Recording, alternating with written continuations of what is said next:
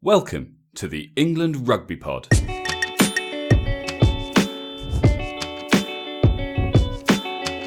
In episode 46, we take a closer look at two new England hopefuls, Sam Simmonds, Henry Trinder.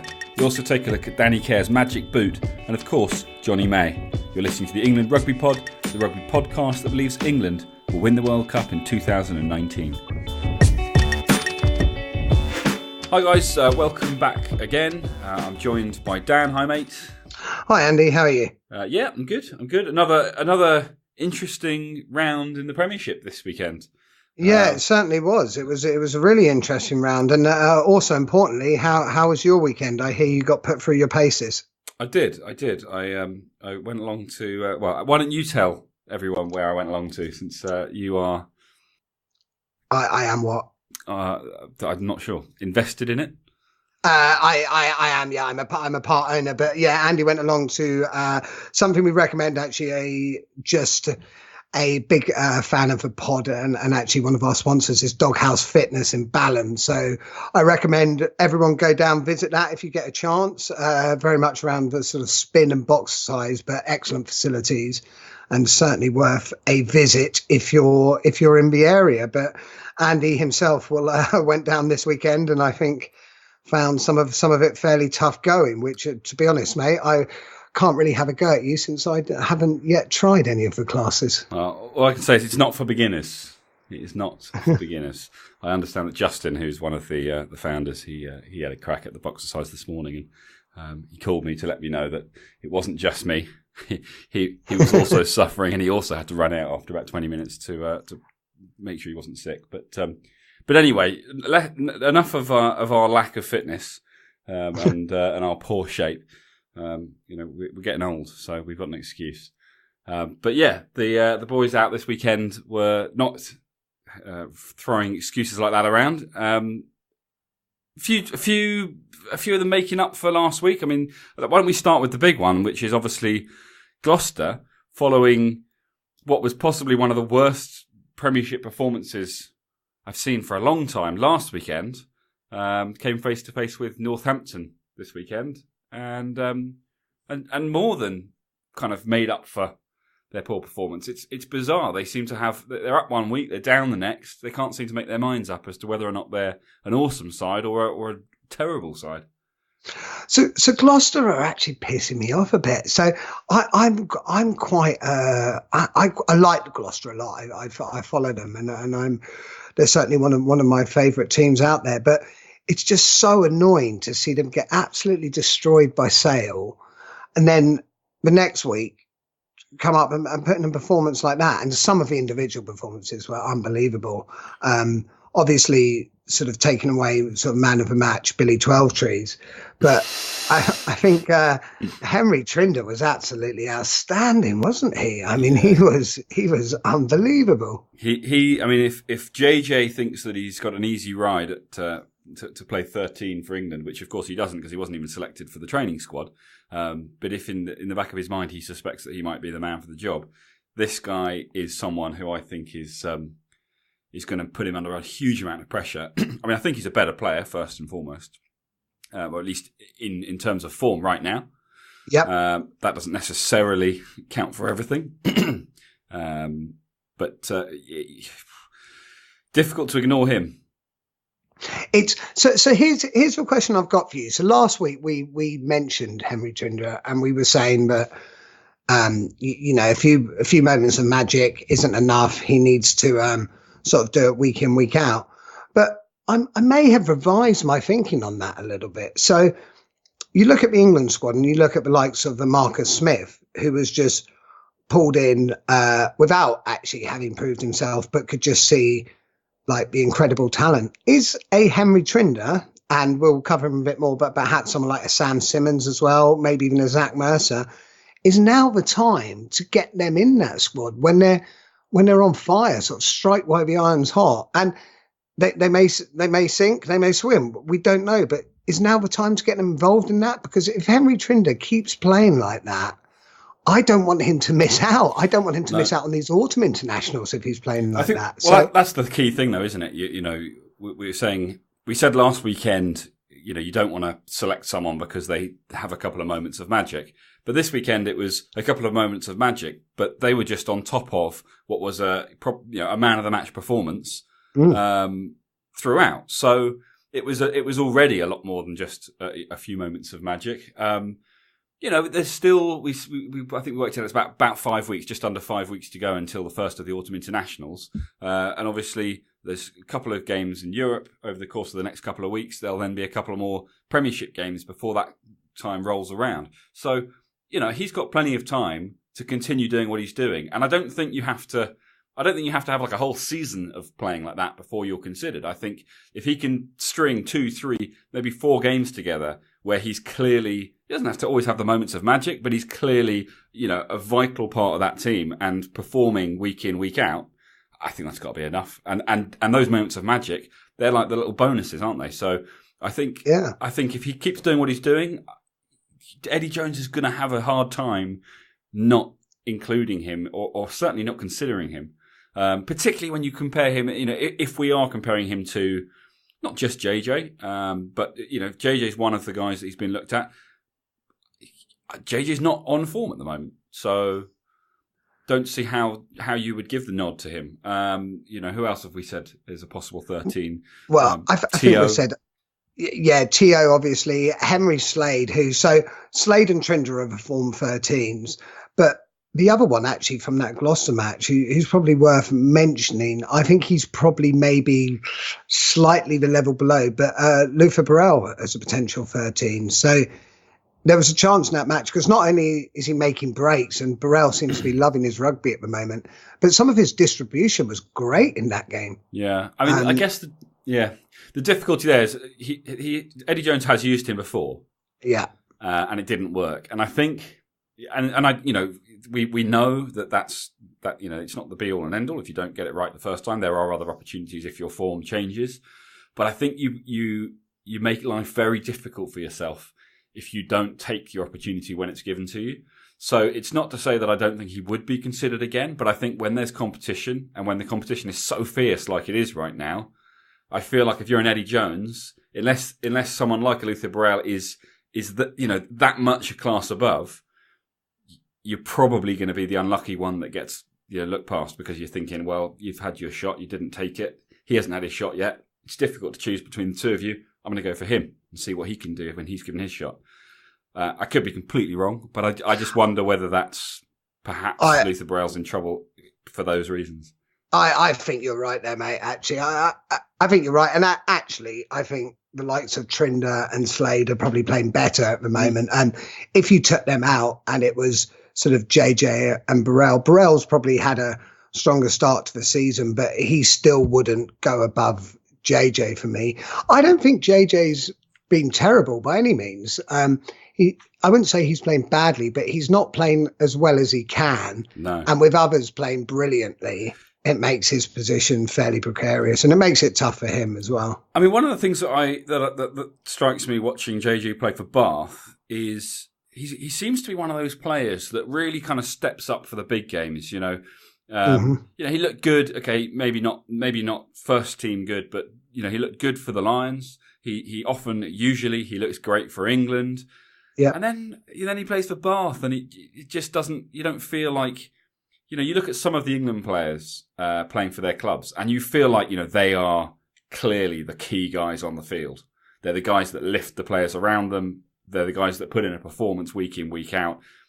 I don't get that with him. It doesn't feel that way to me. If I don't spot him on the pitch, I don't feel like, oh, you know what they're missing.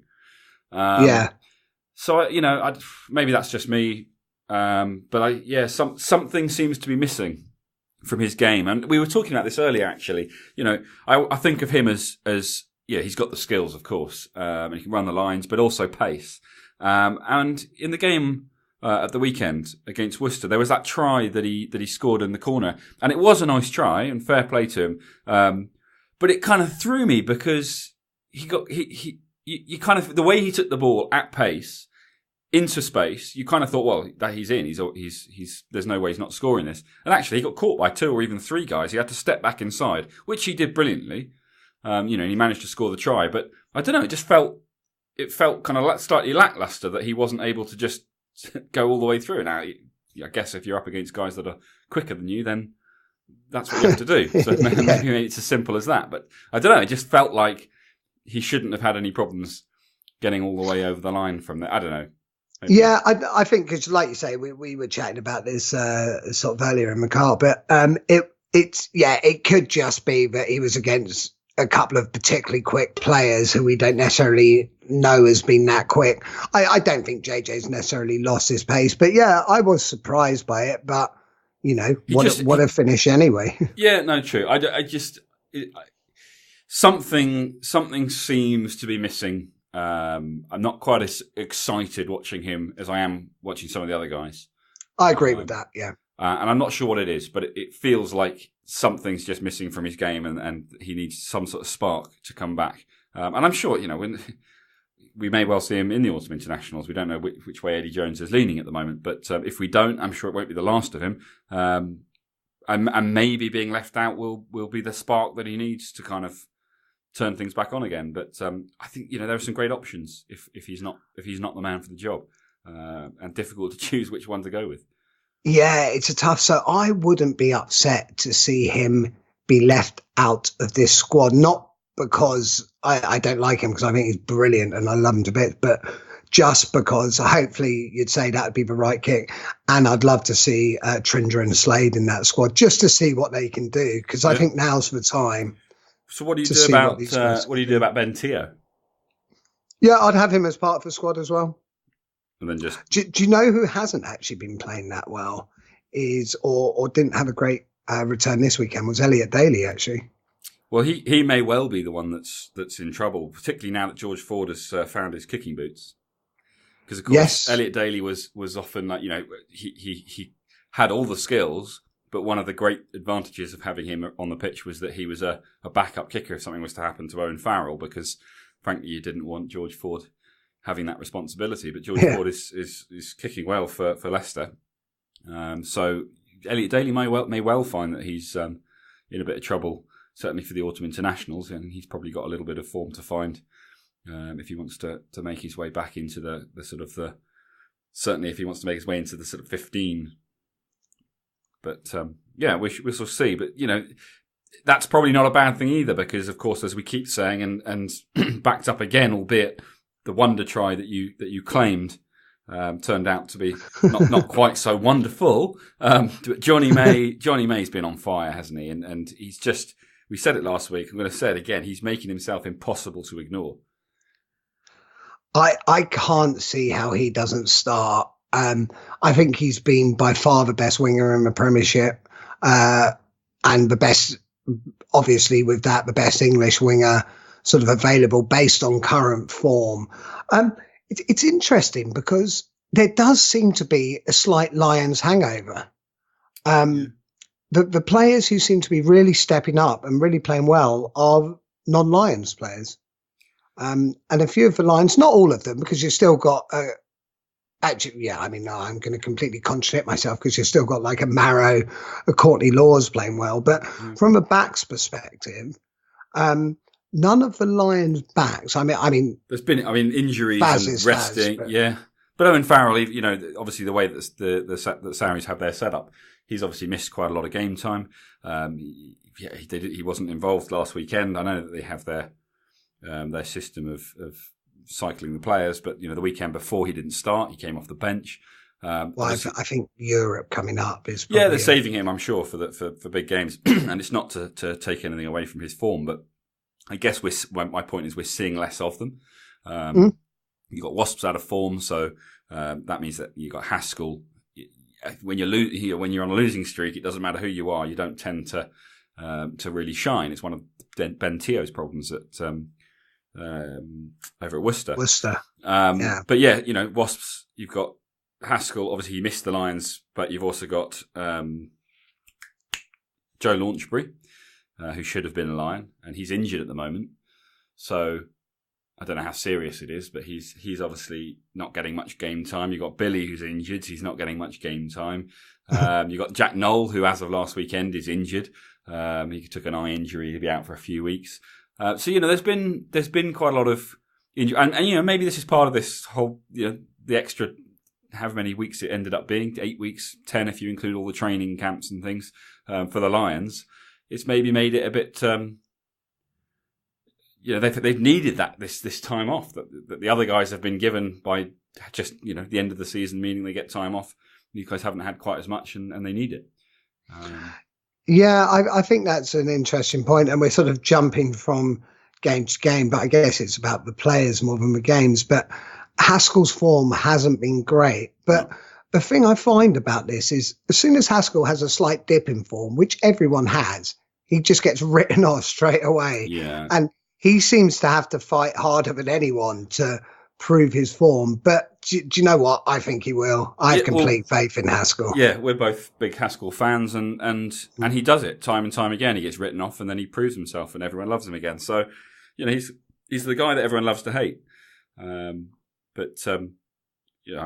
sure he will do what he does, and he will come back into form, and he'll be putting a lot of pressure on whatever the back row looks like at that point, if in fact he isn't involved anyway, because we see some certain things on the TV or at the games that the coaching staff have a different perspective on, and obviously they know him far better. And at the end of the day, the guy was picked as a Lion. It might have been a replacement, but nevertheless he was picked as one of the best sort of 45 or whatever. I think you're right. It's players, teams, they have dips in form. Wasps in particular, four losses on the bounce. It's not ideal. You don't really want to be having Sarries when you're desperately trying to end a losing streak. But that will come to an end. And I don't think it's too late for them. It's still really early in the season. They're going to have to turn things around. But teams do that. Look at the results that we've had to date. Northampton at the beginning, and Leicester with a couple of losses on the bounce, and they're turning things around now. Although, actually, speaking of Leicester, we probably move on to that game now. They had London Irish, and they won by a point. Yeah, Irish showed some form at the end. But for me, from looking at it from the England Rugby Pod perspective, like you say, the positives, as we mentioned, Johnny May, we probably don't need to go in that. We mention every week, and he's just staying brilliant. George Ford, I think, is finding a vein of form, which is great for England. And he's looking strong. Leicester, they lost by a point. Irish put a spirited comeback, but I don't think it was one of those where Leicester were lucky. I think they went to sleep a little bit. Irish showed some real sort of dog in their fight back. It's interesting in the Premiership because it was Jim Hamilton actually, and this was in reference to Gloucester, but I think it can be relevant to a few teams, saying that the home and away can just fluctuate so much. It's ridiculous. And I know Jim Hamilton said about Gloucester that Gloucester kind of views, we're at home, we've got the shed, that crowd's a thing. And he said, do you know what? That's wrong. Like when he was captain of Gloucester, if he could do it again, rather than saying we've got the shed to support us, it should be like, no, we've got each other. We can't rely on that. We can't rely on external influences. It's got to be, we've got to look each other in the face and make sure we perform for each other regardless of that. And I think there's a few instances of almost people sort of writing off that they're away, that we're not going to play well, whereas, and I think we'll find, and these are the sort of players that in my mind definitely Eddie Jones will pick, and the ones who say, I don't care where we're playing, it's a game, we're going to step up and play the best we can and go out to win. But that's the difference between the top teams, isn't it? I mean, you look back over the last few seasons and, there are certain names that are always in exactly the same spots. The likes of Sarries, they're never going to assume that an away means a loss. They're going to assume they're going to win every single game. And sometimes it doesn't quite work out that way, but more often than not, it does. And as a result, they find themselves at the top of the table. There are other teams the same, but I think Gloucester is a prime example of a team that seems to rely very heavily on its home support and performs at home and then doesn't perform away. They need to change that. Sale, I think, are another example of that. Historically, but these teams.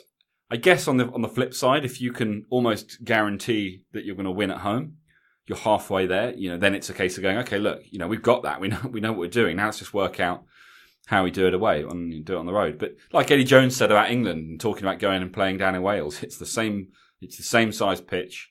There are there's a set of posts at each end. The game doesn't change where you are. Just get out there and do your job. It shouldn't make any difference whether you're at the Millennium Stadium or you're at home at the Stoop or you're at Twickenham, wherever it might be.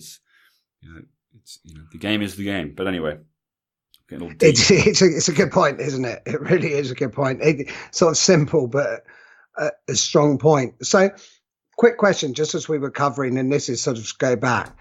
Obviously, we're saying Haskell's not in the best form. We both have faith he'll bounce back.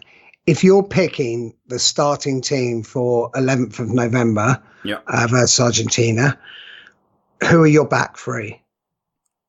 Okay, well, I think first up, I would say it's against Argentina. We've already done them twice, admittedly in close games, but with a third, possibly even a fourth strength side because it was a lot of youngsters being trialled. So I would say that we're going into that game. Yeah, Argentina have got a lot to prove, but they're also under a lot of pressure because, suddenly they struggled against a side that was putting out a hugely weakened opposite, team against them, and now they're getting a team that's going to put a much stronger side. So my point being that I think there is room to still be playing around with your options. You don't have to go for what you think is your starting 15.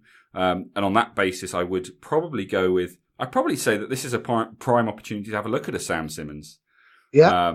And say, we know what Nathan Hughes can do. We know what he can do in Argentina because we saw it there. Nathan Hughes is the closest we've got to a kind of a like for like with Billy. Sam Simmonds is completely different.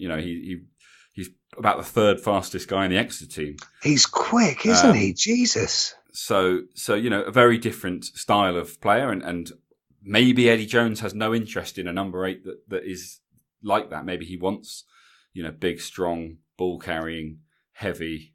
Sort of a carry through traffic type players. Maybe that's what he's looking for. But I don't know. I get the impression from what we've seen of Eddie Jones and what we've heard from Eddie Jones that he's not. He doesn't have a sort of there's not a fixed style, and you got to fit his mold. He kind of molds around what he's got to play with. So I don't think he'll write the guy off just because he's different to what he's been working with up to date. But I think it'll be interesting because I think if you're going to take someone like a Sam Simmonds and you're going to put him at number 8, it almost kind of makes you think twice about playing your kind of multiple playmakers in the backs because, your number 8 typically picks and goes off the scrum, so kind of half gets involved with the backs. Billy is constantly collecting kicks and things. I don't know. I think so. Maybe someone like a Ben Tier has got a better shout in that situation. But equally, I'd like to see Henry Trinder given a shot as well, just purely because of the form he's in at the moment, and assuming that doesn't dip in the next few weeks, I think he will have earned a place. But I would use Argentina as another testing ground, I think. So your back row. Sam Simmonds. I'd probably go Sam Simmonds. I'd probably go Sam Simmonds, Curry. I'm just going to say Curry, and I'd probably have Rob Shaw in there to be the guide, bit of experience, with options, in the form of your Itoje, although I want to keep him in the second row, to be honest. In the row, yeah. But maybe Courtney Laws. But equally, I think maybe Itoje and Laws are the two guys that you want starting, based on form at the moment. Yeah, I mean, I'm not massively different from you. For me, my back three, just for the record, I don't think it will be this at all, but I would have Underhill at 7, Simmonds at 8. Wasn't thinking. Underhill. Yeah. Yeah. So actually, forget having Rob Shaw in there to guide them. I think I would have Underhill, Curry, Simmonds, and just be like, solid. Three young guys who've got everything to prove, and let's see what you can do. So that's good. I actually, the Rob Shaw thing, I would probably still have Rob Shaw at 6 because I think it's still a bit and have a Curry on the bench. Yeah. It's still an international. And Rob Shaw, you know what you get. So for me, like I say, I don't think it will be this. I think Nathan Hughes will play. I think Rob Shaw will probably play as well. And then maybe an Underhill. I'm not sure where Eddie Jones is going with this, but I quite like the way Saracens, at the beginning of the season, after they've been resting a lot of their Lions, and the way that they would put out their younger sides, but they'd have their Lions on the bench. And actually, when they brought on their more experienced players, you saw the uplift, you saw the difference that it made, and it brought more out of the guys that were on the pitch. So I'd almost be inclined to say, if you're going to have rather than starting a Rob Shaw, rather than starting a Nathan Hughes, actually have them on the bench, have them as the guys to come on, because they know what to do, they know how to do it, they've been there before, they've done it before. Give the young guys a chance initially, and then it's almost like, if you're one of the young guys that gets to stay on, great. If you're not, you kind of get to go away and go, okay, well, I got the start ahead of them. I don't know, maybe that would be a better way to do it, and actually bring your experience on to close the game up, down, or to kind of take over if things aren't quite going to plan, but actually say to the young guys, rather than kind of the more traditional kind of the game's won, now you go on and have a run around, and it's like you're not really offering a huge amount of value in that situation. You're kind of saying, look, we're giving you a chance to go out and win this. You go out and take control of this game. If you can do it, great. If you can't, we've got some experience on the bench that can come in and help out. Yeah, no, I like it. And if we've got if we've got those three, so I'd like to see some of the young lads, especially if you've got, I'd probably have an Itoje and Laws in the second row. So if you're behind that talent and that sort of experience, although especially Itoje is still very young, he does have that sort of level of experience and a complete presence. And based upon this weekend, perhaps even Danny Kerr at 9, but either Kerr or Youngs. But Jesus, Danny Kerr. Danny Kerr's chips, my God, they were good, weren't they? It's just good vision, and he was. I thought he was brilliant down in Argentina in the summer as well, and he really kind of came into his own as one of the senior guys, as a bit of a leader. So it'll be interesting to see which direction he goes in there. But like we've said in the past, it kind of doesn't matter, does it? Like. One will start and the other will come on at some point, and they seem okay with it. They seem to have come to terms with the fact that, either it's Danny Kerr coming on for the last 20 to inject something that Ben Youngs doesn't have, or it's Ben Youngs coming on for the last 20 to inject something that Danny Kerr doesn't have. So I think they're okay with that setup, and I'm fairly happy with either way. I would like to see Danny Kerr given the shot, purely because I think he just has been in slightly better form, even though Quins haven't had the best of results. But I'm not too upset either way. We said Johnny May's in. I think that's right. I think probably for Elliot Daly, because I think I'd go Noel on the other wing and Watson at the back. I think so. Whether he does that or not, we shall see. He's a fan of Mike Brown, but I think Mike Brown, I think's out from injury anyway, isn't he? He's out of contention, is he? Well, in that case, I think that's the obvious choice, unless he decides to try things out, a Lazowski or someone. Maybe even a Malinder. I think it's a bit soon for Malinder. What, Malinder at the back? Yeah, Malinder says his preferred position is fullback, really? But he's not really been playing it that much to be chucked into the international loop for that. Yeah. But one area I'd probably slightly differ from you, although I think Danny Kerr's on fire, I would probably start with Ben Youngs purely because him and Ford, that partnership. Yeah, that's true. So I think I'd start there just to keep that stability with Faz at 12. And then at 13, I want to, personally, I'd like to see, I think last week I said Tio because of the back three, not huge. But actually, I wouldn't mind seeing, I don't mind if it's Tio, Slade or Trinder, but I would want it to be one of those three. Yeah. If it's JJ, I wouldn't rule it out because he does perform in an England top, and that's great. But for me, if it was one of those three, I'd like to see. I think playing JJ is a missed opportunity. He's had a lot of opportunities, and in most cases he's taken them and proved himself.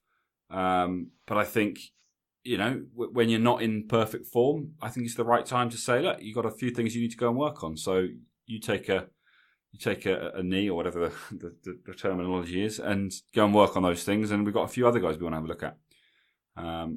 And I don't think it means the door's closed to him in any way, shape or form. But if you've got all these other guys sitting on the sidelines, you've got to, at some point you've got to find out who the right people are. And it's no good saying, well, they're there, and that's good if something happens, but let's stick with what we know, even if he's not necessarily in the best of form at the moment, because I think you're wasting opportunities. Particularly, we've got Argentina up first.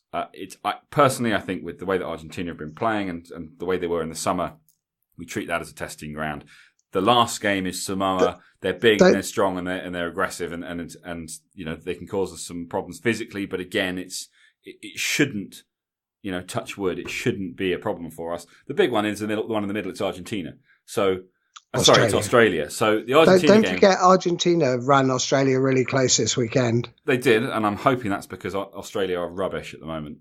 Australia are rubbish, and we'll find out. But I didn't want to say that because we're obviously playing them, and that's the one that we're most keen to win. But on form, the way these guys have been playing recently, I don't feel like we should lose any of these games. I don't feel like there's any even if we're trying things out. I feel like the strength and depth that we've got and the players that we're looking at should be able to handle all three of these teams without any major problems. Obviously, never say never, but yeah, Australia's the one that we all want to win the most, isn't it? Yeah, I always like to beat the Aussies. They're up and down a bit. They've had a few good performances. They got close to the All Blacks. They get smashed one match and close the next, and they are a bit up and down, but they still have class players. Despite, Australian rugby at the moment is just a bit of a fucking joke, to be honest. And I'm getting a bit bored of Australians chatting rugby and some of the stuff they're saying, but. We've got to respect the fact that they're still very talented and they've still got some very talented players. So yeah, I agree. That's the one you always want to win. But Argentina, I think, will probably be certainly. I think they'll be stronger than they were in the summer. But I would be pretty pissed off if we didn't win that one, especially as we're going to be there. Yeah. Well, exactly. Big win there, massive win. 40 points we're going to put on Australia. Yeah.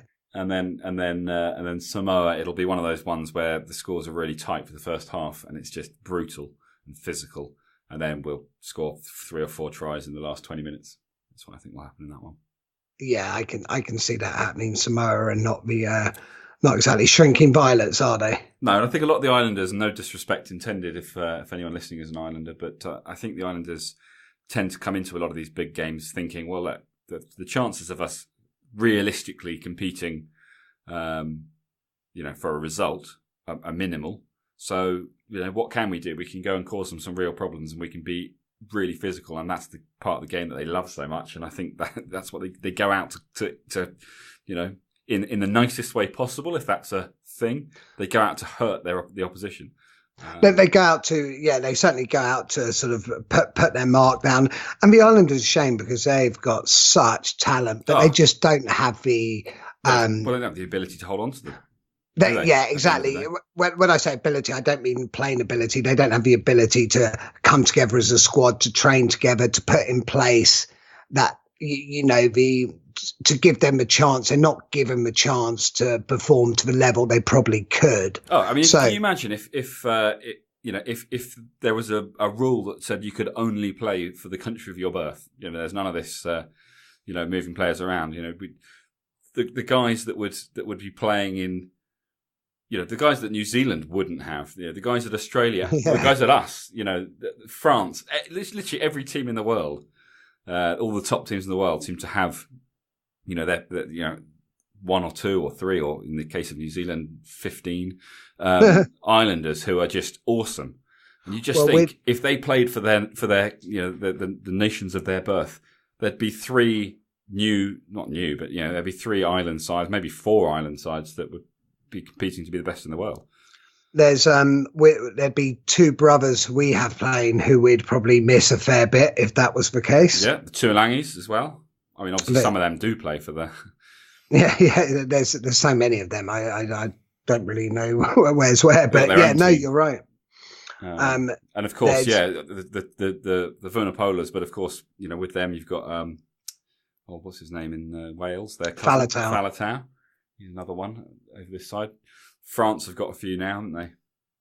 Yeah, France have got a bit stricter on the laws, but I mean, hey, look, that's not going to happen. It is what it is, and understandably so from their thing. I seem to remember something when England played. I can't remember. I think it might have been Fiji or something, where the Fiji players were getting something like 150 quid match fee, and the England players were getting 20 grand. Yeah. So you can't blame them for wanting to play, and a lot of them have been in the relevant countries for quite a long time, so that's no, no. It's not in any way a snipe at the rules. I get why they play for the countries they play for. It's more to kind of shine a light on the fact that actually, the Islanders, despite the fact that they're kind of in that second, not quite second tier, but the bottom of the top tier of international rugby, actually, if you were to theoretically club together all of the guys, from Fiji, from Samoa, from Tonga, in their individual nations, the ones, the countries of their birth, you'd have three sides that would be competing right at the top, because they're the best guys that come from those nations are incredibly good rugby players. But like you say, unfortunately, those nations are unable to kind of support that, commercially, financially, all the rest of it, and so they move elsewhere, and they have to get that experience in other countries, and they end up playing for other nations. But great for us, great for New Zealand, great for Australia, and so on. But it's a bit of a shame for the island nations, and I guess that's why the teams that they do put out are never going to be quite as good, because unfortunately the best players, the pick of the players is not available to them. But they will still put up a hell of a fight, and we're not talking about massive differences. These guys are still competing, and they often make it. They'll often make it into, or certainly run teams close when it comes to getting into the knockout stages of World Cups and things. So that you certainly know you've played against them, right? Yeah. I'm gonna change tack here quickly, actually, because there was something that I've got down. I want to ask you. Who do you start in the autumn internationals at Hurka, George or Hartley? I think, given that the autumn internationals start in 4 weeks' time, 5 weeks' time, I think you have to start Hartley. Really? Yeah. And the reason for that is because you can't start chucking in a new captain at this stage, especially if you're playing with lots of the youngsters. But there's no reason why George has to come on for the last 20 rather than Hartley come off after 20. Yeah. So But Jamie George, do you want to play someone for 20 minutes just because they're captain? Is that? Well, do you want to play someone for 20 minutes just because it's the last 20 and they're on the bench? No, but the last 20, if somebody comes on for 20 minutes to make an impact, I get. But if it's like, I just want to play you for 20 minutes, I guess I see your argument there. Yeah, it does. But Jamie George is a better player, in my opinion. Yeah, same. But I don't feel like the way things have been. I think with where we are and with no announcement for the I think if he was gonna drop Dylan Hartley, I think we'd have known about it. He would have to have done it before now. I just think it's too. He's involved in all the training camps and what have you. I think he had to do it. He had to do it. Beginning of the season. So to play devil's advocate here, I wouldn't put it past Eddie Jones to do a last minute thing and to put the pressure on someone to think, this might be my World Cup captain. Do you know what? I'm going to make this difficult for him. As I think Flat said the other week, the thing with being in the England squad at the moment is you have to get comfortable with being uncomfortable. Yeah. Now, I doubt this is going to happen, but I'm just playing devil's advocate more than anything. I wonder whether there's a part of Eddie Jones thinking, do you know what? I've got in my mind who I'm going to have captain. Should it not be Hartley, which I suspect it will be, I'll let him know at the last minute and let's see how he reacts to that pressure. Yeah, I mean, do you think he wants to be doing that? I don't think he will. In international... I think, for all the chat about wanting to find the best team and not necessarily play the prettiest rugby and all that, I think he still wants to win. He still doesn't want to lose games. Of course. And I think, you drop something like that. I think there's enough pressure already, just in terms of the kind of the ethos that's been created within the England camp and the competitiveness for every position. I don't think that the captain, and let's be honest, we're talking about probably either Maro Itoje or Owen Farrell. I don't think either one of them needs the added, neither one of them has made any kind of moves to suggest that they are struggling to handle the pressure. So I don't think they need to be tested on that front. I think that's probably the best way I can put it. I think they've both proven themselves enough that they would, and they've probably earned enough respect to not be kind of tested in that situation. Do you know what I mean? I can't see, unless he's thinking someone completely different. I just don't think. I think we would know about it already if Dylan Hartley wasn't going to captain and therefore start in the Autumn International Series. But I still maintain that I think the Six Nations next year is when we're going to start to see the World Cup squad. And at that point, I think we may have seen the last of Dylan Hartley. Yeah, no, I think you're right. I'm more trying to play devil's advocate. I think you are right, and I think we would have heard. And that doesn't, like, whilst I agree that Jamie George to me is the best English hooker, it is a case. Dylan Hartley clearly adds more than we realise. I think I mentioned this a few weeks back. Every time you hear sort of players interview that everyone speaks so highly of him, he clearly adds a lot. And I guess you can't ever look beyond the fact that, he did captain England to, a pretty poor England side. Bear in mind, he'd just been knocked out their own home World Cup. He then took over and captained England to a world record equaling win streak. So there's something in that. You can't, definitely is something. You can't ignore that. And, Lions, when there was chat about him being the Lions captain, and in hindsight, everyone would say, well, it was ridiculous. But a lot of the pundits and a lot of the professionals were saying, look, you can't ignore the fact that this guy's captained an international side to a world record equaling number of wins. That speaks volumes. That has there's a lot in that. And, I'm sure there's an element of that too. And Eddie Jones might be thinking, look, I'm not ready to not have that guy in charge of the players, just yet. He still offers, because if his presence, you think back to the 2003 guys, you'd happily have Jono on the pitch for 10 minutes just to kind of get you in, get the nerves going, get rid of the nerves, and then just having him there would have helped. I'd happily have Jono on the pitch for 10 minutes now, to be honest. Well, yeah. But do you know what I mean? So I just wonder whether there's something in Dylan Hartley behind the scenes in particular, but particularly for some of the young guys, that just really helps to kind of bring the squad and the team together. And that's one of the reasons why he's so valuable still, even though, and maybe Eddie Jones and him have spoken already. Maybe he's even said, look, I don't think you're my man for 2019. But right now, you're an important part of what we're doing, and this is the journey I'm going on, and I want you to be a part of it. He may not have said that, of course. Yeah, of course.